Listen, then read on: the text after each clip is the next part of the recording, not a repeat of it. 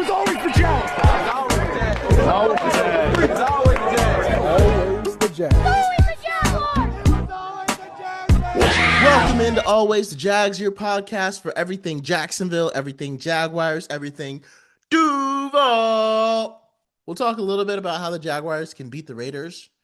And then, next week for the bye, I'll be taking a break for the bye week. Maybe talk about, maybe I'll talk about some trade moves or something. I might still do an episode here or there or something like that. But for the Raiders, the Raiders are in a tailspin. I think some people pick them to make the playoffs, just by bringing in Pete Carroll. I was skeptical because I'm like, Pete Carroll doesn't go out there and make the plays. He doesn't play cornerback. And the Raiders lost their starting safety, and they don't really have any cornerbacks. So I was like, their defense is probably going to get, run through. And offensively, they've got a great tight end. Ashton Genty was a good pickup for them for the running back position.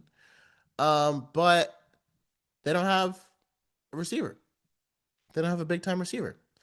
And, it's kind of funny because it's like, if you look at the Raiders, why teams don't pay guys, I still don't get, because Josh Jacobs, who was the Raiders' number 4 overall pick, is still running great for the Green Bay Packers, who signed him. He has probably more yards and more touchdowns than Ashton Genty. And imagine if the Raiders had been able to take Ted McMillan instead, and they had just re-signed Josh Jacobs. Out of all the players to re-sign, a running back is the cheapest. To me, that's who you'd want to re-sign. So, the Raiders would be sitting there with Brock Bowers, Ted McMillan, and Josh Jacobs, who has more yards and touchdowns than Ashton Genty does this year.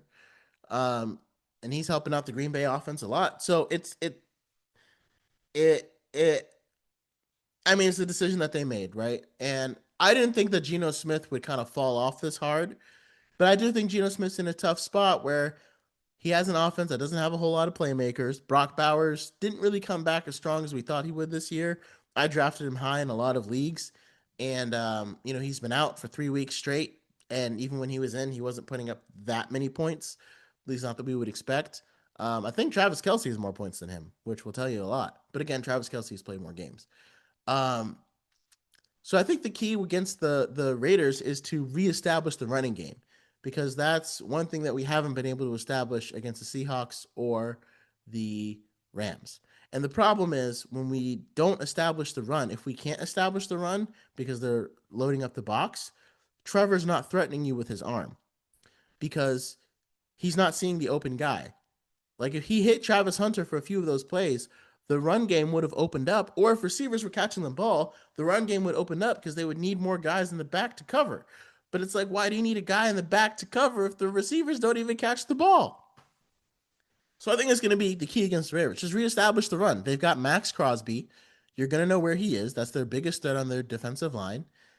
I think he's hurt, but he'll probably be back in time to play.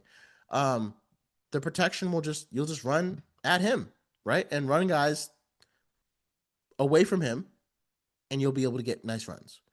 And then threaten. And let's build on Travis Hunter, because I think right now Travis Hunter is playing the tough part is Travis Hunter is playing the best cornerback and the best wide receiver on our team. He had a nice play against Davante Adams, a nice breakup against Davante Adams, one of the best receivers in the league. And he's out there making plays. He's just doesn't always line up correctly. Now, my question is, it's time for Travis Hunter to be full-time on defense and offense, because our defense gave up too many big plays, and Travis Hunter has been playing too well on. And there's one play that you'll see online where he was in on JSN. I think it was single coverage, and JSN flipped his hips and turned really quick on a move that burned Greg Newsome. But Travis Etienne has the same sudden stop-start ability that cornerbacks, that these wide receivers have. So he was able to adjust and get right back on him. And that's the thing that that same ability that allowed him to pick up that 2nd and 20 by making a guy miss, and he did it again in the Chiefs game by that suddenness, that stopping the acceleration. if you can use it as a wide receiver, it's great because it burns defensive backs. But also, if you have that ability as a defensive back, it's great because wide receivers can't burn you with that move because you're just as sudden as they are. And that's why Travis Hunter needs to play 100% both ways of the ball right now. It's just where we are. And he needs to be out there. Now, we don't have to force the ball to him, but if he's open, throw it to him. He's the most consistent thing we have right now. Now, I do think having Brenton Strange back is going to do wonders for our offense, right? If people if you wonder why the offense has been broken the last 2 games, I would say, where is Brenton Strange? He's out, right? And before the season, I even talked about how much this Brenton Strange injury could potentially hurt us. Because I said maybe we need another guy in there, because I don't trust Hunter Long or Johnny Munt as our starting tight ends if Brenton Strange has to miss some time. And sure enough, Trevor missed Johnny Munt. Trevor missed Hunter Long, and Hunter Long also dropped a couple of passes, and so did Johnny Munt. Brenton Strange doesn't have a drop, and I'm 99% sure Trevor has 100% completion percentage when targeting him. Not to mention he also blows holes open in the running game. So having him back, having the bye, getting him off of injured reserve is going to be massive. And I think we'll see a return to the running game. If he's going to be out longer and during this bye week, that's something James Gladstone could assess. It seems like the Jaguars, the way they're clearing up cap space, well, we'll talk a little bit about that next week when we go into the bye about any maneuvers or things that we could do. But for right now, Brenton Strange coming back is going to be huge. Travis Hunter needs to play full-time on both sides of the ball. And I know he's had trouble lining up. A lot of pre-snap motion penalties are on him. To me, if I'm Liam Cohen and I'm looking at my offense and I know Travis Hunter needs to be on the field, but I want to limit these penalties, simple question. Does Travis Hunter have to be the guy that motions? For the play to work, can I put Travis Hunter in a more simple position where he doesn't have to move, where he just stands still, and his job is to get open? Or, run whatever route is on there. That way he doesn't worry about, am I supposed to run in motion or am I not supposed to be in motion? Brian Thomas Jr. plays full-time on offense too. Let him do all the motion stuff. Because you can't have 2 receivers motioning at the same time anyway.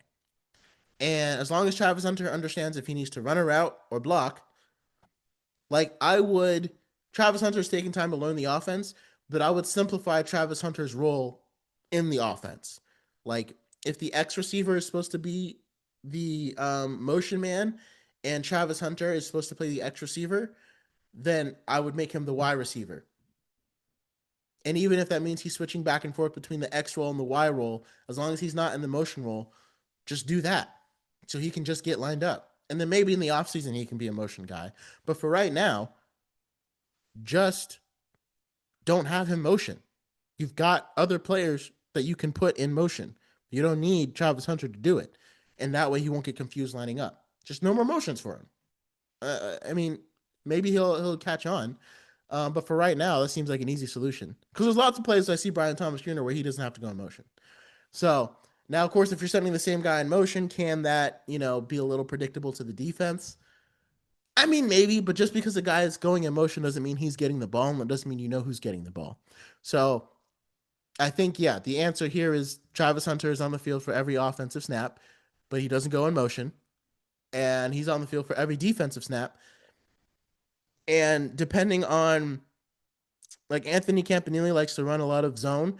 I don't know if Travis Hunter, how he's playing in Anthony Campanile's scheme. So far, I haven't seen him give up the big play, or I haven't seen him have a miss or a breakdown in the secondary.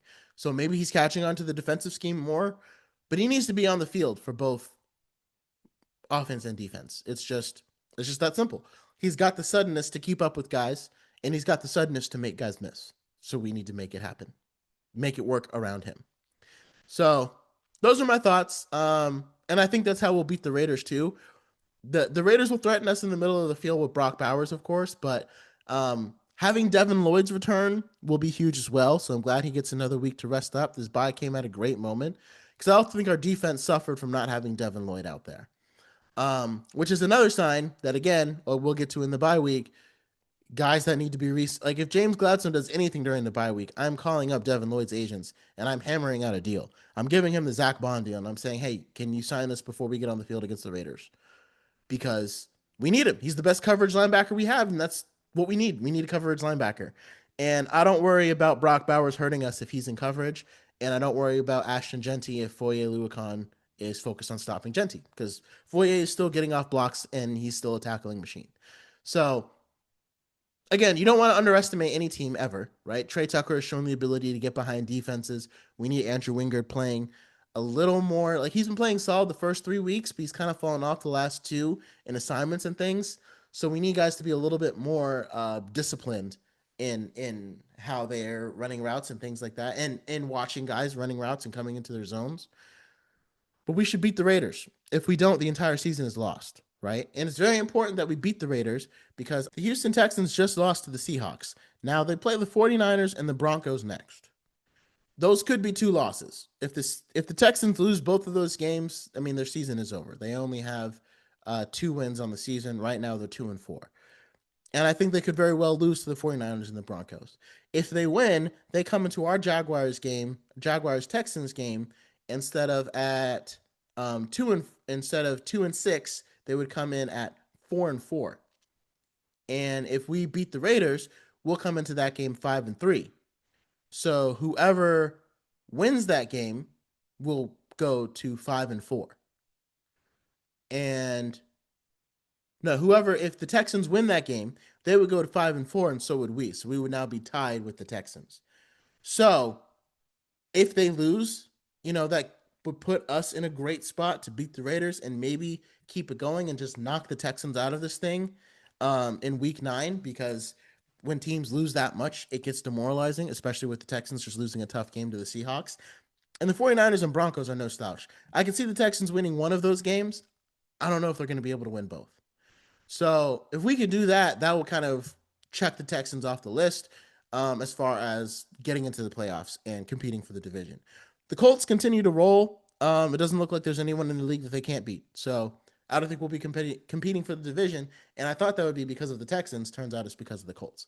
But again, that's okay, because the Jaguars owning that head-to-head will come in handy against the Chiefs. So the games that we really need to focus in on and make sure that we win are the Chargers, the Raiders, and I would love to beat the Texans. If you can beat some of these AFC opponents, you'll be able to go into the playoffs with head-to-heads over the Chiefs or the Chargers. So if we're looking at that last wild card spot, we'll have the head-to-head if we end up with a similar record to them. So all of that to say, let's get back on track versus the Raiders, right? Jaguars fans, all is not lost. We've got some players coming back from injury. Next week, we'll talk about if there's any more moves that James Gladstone will make, because we all know he's not afraid to make moves. And again, all is not lost, but there does need to be something fixed if we're going to have any kind of success this season, which we should expect, because again, I think in order to prove that he's the guy that should stick around, Trevor needs to make the playoffs, and he needs to be the reason why we won. We need to see more games like him against the Chiefs, where he was the reason why we won, in order to have any kind of longevity moving forward. Like any kind of, this is it. This is who we want leading our team. So let me know your thoughts. How the Jaguars played against the Rams, how we're going to fare against the Raiders. And then next week, I think I'll talk about any moves that I would have James Gladstone make, and what the future kind of holds. So, and never forget, it was always Jags, even when it wasn't. Thank you so much for watching Always the Jags. Make sure you like and subscribe down below. Check out some of these other videos that I'm sure you'll be interested in as we chase Duval greatness. Thank you for joining us again, and until next time.